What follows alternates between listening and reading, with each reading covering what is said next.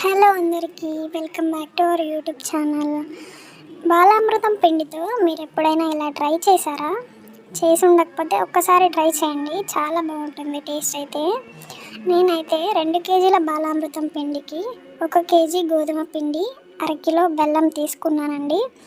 తీసుకున్న బెల్లంని కరిగించి ఆ బెల్లం వాటర్ని ఇలా వీడియోలో చూపించిన విధంగా పిండిలో కొద్దిగా పోస్తూ కలుపుకున్నాను, ఉండల్లా వచ్చేలాగా. ఇలా లడ్డూలుగా అయ్యాక పూరీ ప్లస్ సహాయంతో ఇలా చెక్క షేప్లో చేసుకున్నానండి.